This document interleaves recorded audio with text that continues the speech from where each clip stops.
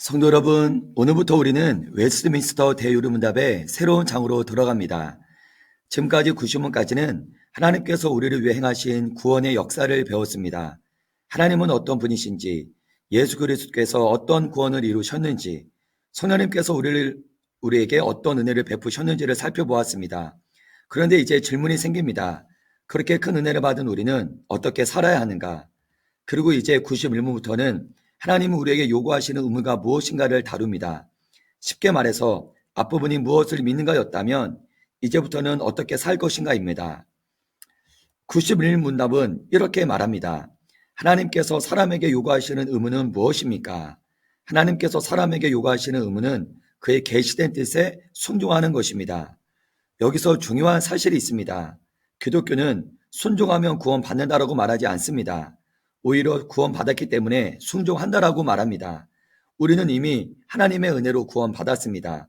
그러므로 순종은 구원의 조건이 아니라 구원받는 자의 감사의 응답입니다. 마치 사랑받는 자녀가 부모를 기쁘게 해드리고 싶어하는 것처럼 구원받은 성도는 하나님께 순종하기를 원합니다. 그런데 무엇에 순종해야 합니까? 내 생각입니까? 내 열심입니까? 아닙니다. 하나님께서 계시해 주신 뜻, 곧 성경 말씀입니다. 신앙생활은 내가 하나님을 위해 무엇을 하고 싶은가 보다 하나님께서 무엇을 원하시는가가 더 중요합니다. 하나님은 열심보다 순종을 기뻐하십니다. 사울왕은 제사를 드렸지만 불순종했고 다윗은 회개하며 말씀 앞에 엎드렸습니다. 하나님은 언제나 순종을 기뻐하십니다. 그렇다면 하나님은 왜 순종을 요구하실까요? 우리를 통제하기 위해서가 아닙니다. 우리의 행복을 위해서입니다. 물고기가 물을 떠나 자유로워지는 것이 아니라 물을 떠나면 죽게 되듯이 인간 역시 하나님의 말씀을 떠날 때 행복을 잃어버립니다. 하나님의 계명은 우리를 억압하는 족쇄가 아니라 우리를 보호하는 울타리입니다. 사랑하는 성도 여러분, 은혜를 받은 사람은 반드시 묻습니다. 주님, 제가 어떻게 살아가기를 원하십니까? 그 질문이 시작될 때 비로소 성숙한 신앙이 시작됩니다. 이어서 92문입니다. 하나님께서 사람에게 순종의 규칙으로 처음 주신 것은 무엇입니까? 하나님께서 무죄한 상태의 아담에게 그리고 그 안에서 전 인류에게 주신 순종의 규칙은 도덕법이며 여기에 더해 선악을 알게 하는 나무 열매를 먹지 말라는 특별한 명령을 주셨습니다. 92문은 우리를 에덴 동산으로 데려갑니다. 죄가 세상에 들어오기 전 하나님은 아담에게 무엇을 요구하셨을까요? 문답은 두 가지를 말합니다. 첫째는 도덕법입니다. 둘째는 선악과를 먹지 말라는 특별한 명령입니다. 도덕법은 하나님께서 인간을 창조하실 때부터 그 마음에 새겨두신 법입니다. 하나님을 사랑하고 이웃을 사랑하며 거짓말하지 않고 공의롭게 살아가야 한다는 기준입니다. 이 법은 시대가 변해도 변하지 않습니다. 에덴 동산에서도 시내산에서도 오늘 우리 시대에도 동일하게 적용됩니다. 그런데 하나님은 여기에 한 가지 시험을 더하셨습니다. 바로 선악과입니다. 많은 사람들이 묻습니다. 왜 하필 선악과였을까? 중요한 것은 열매 자체가 아닙니다. 핵심은 주권입니다. 하나님은 아담에게 말씀하십니다. 모든 것을 누려라. 그러나 너는 하나님이 아니다. 선악과는 창조주와 피조물의 경계를 확인하는 시험이었습니다. 순종의 본질은 복잡한 일을 하는 것이 아닙니다. 하나님의 자리를 인정하는 것입니다. 오늘도 마찬가지입니다. 우리의 순종은 거창한 사역에서 시작되지 않습니다. 정직, 예배, 감사, 사랑, 용서와 같은 작은 순종에서 시작됩니다. 작은 순종을 가볍게 여기지 마십시오. 하나님은 언제나 작은 순종을 통해 큰 역사를 이루십니다. 이어서 93문입니다. 도덕법이란 무엇입니까? 도덕법은 인류에게 선포된 하나님의 뜻으로 사람의 영혼과 몸의 모든 부분에 걸쳐 하나님과 사람에 대하여 마땅히 행해야 할 거룩함과 의로움의 모든 의무를 완전하고 영구히 수행하도록 명하는 법입니다. 이 법을 지키는 자에게 생명을, 범하는 자에게는 사망을 선언합니다. 성도 여러분, 우리는 율법이라는 단어를 들으면 무엇이 가장 먼저 떠오르십니까? 하지 마라, 조심해라, 지켜라, 마치 우리를 억압하는 규칙처럼 느낄 때가 있습니다. 하지만 하나님께서 주신 도덕법은 우리를 억누르기 위한 법이 아닙니다. 오히려 인간이 가장 인간답게 살 수 있도록 주신 하나님의 거룩한 설계도입니다. 문답은 도덕법을 하나님의 뜻이 선포된 법이라고 말합니다. 도덕법은 단순히 행동만 다루지 않습니다. 우리의 생각, 우리의 감정, 동기, 의지까지 포함합니다. 세상법은 사람을 죽여야 살인죄가 됩니다. 그러나 예수님은 말씀하셨습니다. 형제를 미워하는 자마다 살인하는 자니라. 하나님은 행동 이전에 마음을 보십니다. 또한 도덕법은 영원합니다. 문화가 변해도 시대가 변해도 하나님의 거룩은 변하지 않습니다. 하나님을 사랑하고 이웃을 사랑하라는 명령은 창세기부터 계시록까지 동일합니다. 그런데 문제는 무엇입니까? 이 법은 완전한 순종을 요구한다는 것입니다. 하나라도 어기면 죄인이 됩니다.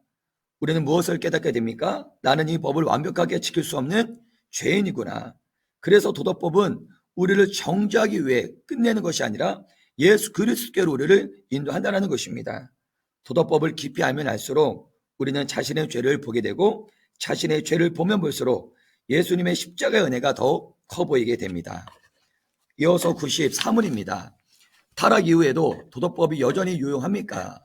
타락 이후에는 아무도 도덕법을 통해 의롭다 하심이나 생명을 얻을 수 없지만 도덕법은 모든 사람에게 여전히 유익하며 특히 거듭나지 않은 자와 거듭난 자 각각에게 다른 방식으로 유용하게 작용합니다. 많은 사람들이 이렇게 생각합니다. 어차피 구원은 은혜로 받는데 왜 도덕법이 필요합니까? 오늘날 교회 안에도 이런 생각이 적지 않습니다. 그러나 웨스트민스터는 우리에게 분명하게 말합니다.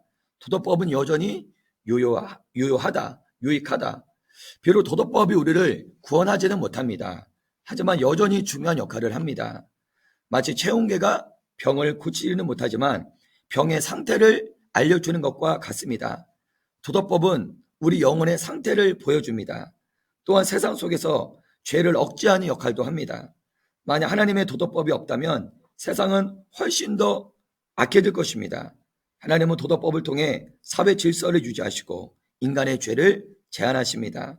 그리고 신자들에게는 삶의 방향을 제시하는 나침판이 됩니다. 도덕법은 구원의 사닥다리가 아니라 구원받은 자가 걸어야 할 길을 보여주는 지도입니다. 이어서 95문입니다. 도덕법이 모든 사람에게 어떻게 유용합니까? 도덕법은 모든 사람에게 하나님의 거룩하신 서풍 같듯 그리고 마땅히 행해야 할 의무를 알게 합니다. 또한 그 법을 완전히 지킬 수 없는 무능함과 죄의 오염을 깨닫게 하여 겸손하게 하며 그리스도와 그의 완전한 순종의 필요성을 더욱 분명히 알게 합니다. 도덕법은 모든 사람들에게 세 가지의 유익을 줍니다. 첫째, 하나님의 성품을 보여줍니다.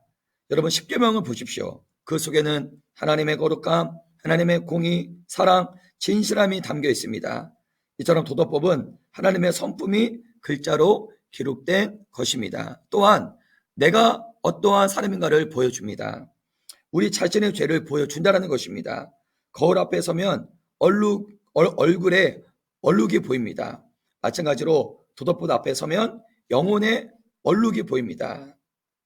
나는 이 선한 법을 내 힘으로 완벽하게 지킬 수 없는 존재임을 인정할 수밖에 없다는 것입니다. 이것은 우리를 전만시키는 것이 아니라 교만을 꺾고 겸손하게 하기 위함입니다. 셋째, 예수 그리스도의 필요성을 알려준다는 것입니다. 도덕법은 우리를 그리스도께로 인도하는 내비게이션입니다. 갈라디아서 3장 24절은 이렇게 말합니다. 율법이 우리를 그리스도께로 인도하는 몽화 성생이 되었다. 내 힘으로 이 율법의 기준을 충족시킬 수 없다라는 영적인 파산 선언이 결국 나 대신 이 법을 100% 완벽하게 지켜주신 예수 그리스도를 붙잡게 만드는 것입니다. 율법은 우리를 절망하게 하지만 복음은 우리를 살립니다. 그러므로 도덕법의 최종 목적지는 정죄가 아니라 그리스도인 줄 믿습니다. 이어서 96문입니다. 도덕법이 거듭나지 않은 자들에게 특별히 어떻게 유용합니까? 도덕법은 거듭나지 않은 자들에게도 유익하며 다가올 하나님의 진노를 피하도록 양심을 일깨우고 그들을 그리스도께로 인도합니다. 그러나 죄의 길에 계속 머물러 있다면 도덕법은 그들을 핑계할 수 없게 하고 정죄하려 두는 역할을 합니다. 여러분, 도덕법은 불신자들에게 두 가지 얼굴을 가지고 있습니다. 하나는 자비의 얼굴이고 두 번째 얼굴은 공의의 얼굴입니다. 어떤 얼굴을 만났느냐는 그들의 반응에 달려 있습니다. 죄를 지으면 괴롭습니다. 거짓말하면 마음이 불편합니다. 왜 그렇습니까? 하나님께서 양심 속에 도덕법의 흔적을 남겨두셨기 때문입니다. 도덕법은 불신자들의 양심을 깨웁니다. 지금 가는 길이 잘못되었다. 회개해야 된다. 하나님께로 돌아와야 된다라고 경고합니다. 이것이 하나님의 자비입니다. 하지만 끝까지 그 경고를 거부하면 도덕법은 정죄의 증거가 됩니다. 최후 심판날 나는 몰랐습니다라고 누구도 핑계할 수 없다는 것입니다. 하나님은 이미 양심을 통해 충분히 말씀하셨기 때문입니다. 그러므로 우리는 세상 사람들의 죄책감과 허무함을 복음을 전할 기회로 봐야 할 줄 믿습니다. 때로는 양심의 고통이 구원의 기회가 될 수 있기 때문입니다. 이어서 97문입니다. 도덕법이 거듭난 자들에게는 특별히 어떻게 유용합니까? 거듭나 그리스도를 믿는 자들의 행위 언약의 요구에서 해방되어 이 법으로 인해 이롭다 하심을 받거나 정죄받지 않습니다. 그러나 도덕법은 여전히 그들에게 그리스도의 은혜를 더 감사히 여기고 감사로 순종을 표현하도록 인도하는 규범이 됩니다. 97문은 믿는 신자들에게 도덕법이 어떤 의미인지를 다룹니다. 결론부터 말하면 신자에게 도덕법은 공포의 사슬이 아니라 감사의 다짐함입니다. 가장 중요한 질문입니다. 구원받는 사람에게 도덕법은 왜 필요한가? 답은 분명하죠. 구원의 조건은 아니지만 감사의 규범이 되기 때문입니다. 신자는 더 이상 도덕법 아래 정죄받지 않습니다. 예수님께서 이미 모든 혐오를 담당하셨기 때문입니다. 그렇다면 이제 마음대로 살아도 될까요? 아니죠. 오히려 반대입니다. 은혜를 깊이 깨달으면 깨달을수록 순종하고 싶어집니다. 억지로 하는 순종이 아니라 감사로 하는 순종입니다. 노예의 순종이 아니라 자녀의 순종입니다. 사랑하는 사람을 기쁘게 하고 싶은 마음처럼 신자는 하나님을 기쁘시게 하고 싶어 합니다. 그래서 도덕법은 신자에게 공포의 사슬이 아니라 감사의 나침반이 됩니다. 이어서 98문이죠. 도덕법은 어디에 요약되어 있습니까? 답변입니다. 도덕법은 십계명에 요약되어 있습니다. 하나님께서는 신의 산에서 신이 자신의 음성으로 말씀하시고 두 돌판에 손수 기록하셨으며 그것이 출애굽기 20장에 기록되어 있습니다. 처음 4계명은 하나님에 대한 의무, 나머지 6계명은 사람에 대한 의무를 포함합니다. 하나님께서는 방대한 도덕법을 10가지 계명으로 요약해 주셨습니다. 바로 십계명이죠. 흥미로운 사실은 십계명이 인간의 작품이 아니라는 것입니다. 하나님께서 친히 말씀하셨고 친히 기록하셨습니다. 이것은 십계명의 권위를 보여줍니다. 그리고 십계명은 여러분이 아시는 것처럼 두 부분으로 나눕니다. 1계명부터 4계명까지는 하나님에 대한 의무, 그 다음에 5계명부터 10계명까지는 사람에 대한 의무입니다. 첫 번째 돌파는 하나님의 사랑이죠. 두 번째 돌판의 주제는 이웃 사랑입니다. 예수님께서도 이것을 말씀하셨습니다. 온 율법과 선지자의 강령은 하나님 사랑과 이웃 사랑이다. 결국 십계명은 사랑의 법입니다. 이어서 99문입니다. 십계명을 올바로 이해하기 위해 어떠한 규칙을 따라야 합니까? 십계명을 올바로 이해하기 위해서는 8가지 해석 원칙을 따라야 합니다. 율법은 완전하며 신령하며 전 인격에 적용되며 반대적 유추와 약속, 경고의 상호 포함, 죄의 원인 차단, 연대 책임 등의 원칙으로 해석됩니다. 99문은 매우 중요한 해석학 원칙을 제공합니다. 십계명을 단순히 문자적으로만 읽으면 그 깊이와 풍성함을 놓치게 되죠. 이 8가지 원칙을 설명할 텐데 8가지 원칙을 통해 십계명을 입체적이고 올바르게 이해할 수 있는 렌즈를 제공합니다. 첫 번째 원칙은 완전성이죠. 율법은 전인격, 정생에 걸쳐 100%의 순종을 요구한다는 것입니다. 아주 사소하고 미세한 죄까지도 단호히 허락하지 않습니다. 두 번째는 신령함입니다. 겉으로 드러난 행동뿐 아니라 말의 뉘앙스, 마음의 숨은 의도, 태도, 감정과 생각까지 전부 다스리고 심판하신다는 것입니다. 세 번째 원칙은 연관성입니다. 10가지 십계명은 서로가 서로를 긴밀하게 보완하며 하나의 거대한 거룩의 그물을 형성합니다. 하나를 어기면 다른 계명과도 연결되어 영향을 미칩니다. 예를 들어 탐심은 거짓 증거, 도둑질, 심지어 살인으로도 이어질 수 있습니다. 네 번째 원칙은 반대적 유추입니다. 어떤 죄를 금지한 곳에는 그 반대되는 선을 적극적으로 행해라라는 명령이 함께 있습니다. 예를 들어 살인하지 말라라는 명령에는 반대적으로 이웃의 생명을 적극적으로 돌보라는 명령이 있다라는 것입니다. 이것이 바로 반대적 유추의 원칙입니다. 다섯 번째 원칙입니다. 약속과 경고의 쌍방향성입니다. 복의 약속 이면에는 심판의 경고가, 또 경고의 이면에는 하나님의 따뜻한 약속이 세트로 함께 묶여 있습니다. 십계명의 어떤 계명도 단순히 형벌의 위험만으로 구성되어 있지 않습니다. 하나님의 따뜻한 약속이, 따뜻한 축복이 있다는 것입니다. 이어서 여섯 번째입니다. 시적절성입니다. 죄를 멀리하는 것, 죄를 짓지 않는 것은 365일 예외가 없습니다. 그러나 선을 행하라는 구체적인 방법은 때와 장소, 상황에 따라 지혜로운 우선순위가 필요하다는 것입니다. 율법의 정신을 살리면서 상황에 맞게 적용하는 지혜가 요구됩니다. 일곱 번째입니다. 원인 차단. 어떤 죄를 범하지 않으려면 그 죄를 유발하는 원인, 수단, 유혹의 기회, 사소한 자극까지도 함께 피한다는 것입니다. 죄의 결과만 막으려 하지 말고 죄의 뿌리를 찾아내야 됩니다. 마지막 여덟 번째 원칙입니다. 연대 책임입니다. 나 혼자 죄를 짓지 않는 것으로 끝나는 것이 아니라는 것입니다. 타인이 죄를 짓지 않도록 돕고 순종할 수 있는 환경을 함께 만들어줄 책임도 우리 각자에게 있습니다.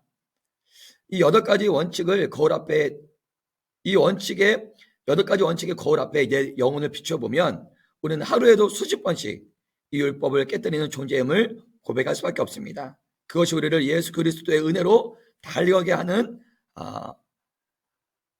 도구인 줄 믿습니다.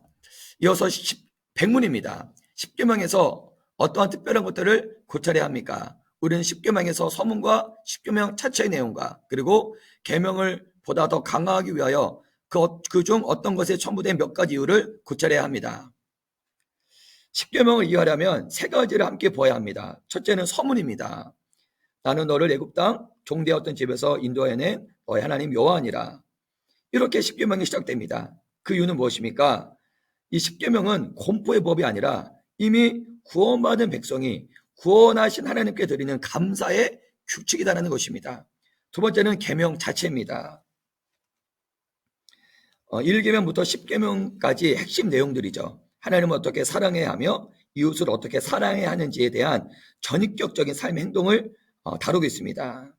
세 번째는 계명에 덧붙여진 이유입니다. 몇몇 계명들에는 그 계명을 지켜야 할 이유 또는 지키지 않았을 때의 결과가 드러나 있습니다. 이처럼 하나님은 명령만 하시는 분이 아닙니다. 왜 계명을 지켜야 하는지도 설명해 주십니다. 이것이 하나님의 사랑입니다. 이처럼 십계명을 공부할 때 계명의 내용만 볼 것이 아니라 서문에 담긴 은혜의 배경과 그 계명에 붙은 약속, 경고를 함께 살펴야 합니다. 그럴 때 십계명이 훨씬 더 풍성하고 입체적으로 다가옵니다. 마지막 101문입니다. 십계명의 서문은 무엇입니까? 나는 너를 애굽 땅 종되었던 집에서 인도하여 낸 너의 하나님 여호와이니 여호와이라. 하나님은 자신의 주권을 여호와께로 나타내시며 이스라엘을 애굽 노예 상태에서 인도해내신 것처럼 우리 또한 영적 노예의 속박에서 구속하신 분임을 나타내십니다. 십계명은 놀랍게도 지켜라라고 시작하지 않습니다. 먼저 이렇게 시작합니다. 나는 너를 애굽 땅에서 인도하여 낸 내 하나님 여호와니라. 그럼 무슨 뜻일까요? 하나님은 먼저 구원하시고 그 다음에 순종을 요구하신다는 것입니다. 순종이 먼저가 아닙니다. 은혜가 먼저입니다. 하나님은 잘하면 구원해 주시겠다라고 말씀하지 않으셨습니다. 이미 우리를 구원해 주셨습니다. 그리고 말씀하십니다. 이제 구원받은 백성답게 살아가라. 여러분, 이것이 복음입니다. 십계명은 무서운 형벌의 문서가 아닙니다. 구원받은 자녀에게 주신 하나님의 사랑의 안내서입니다. 그러므로 우리는 두려움 때문에 순종하는 것이 아니라 구원받은 감격 때문에 순종해야 됩니다. 감사함으로 지키는 것입니다. 십계명은 하늘에서 떨어진 차가운 법전이 아니죠. 나를 먼저 구원하신 하나님께서 이렇게 살면 행복하다라고 써주신 사랑의 편지입니다. 이 진리를 마음에 품고 이번 주 하루하루를 감사의 순종으로 살아가시기를 축원합니다. 감사합니다.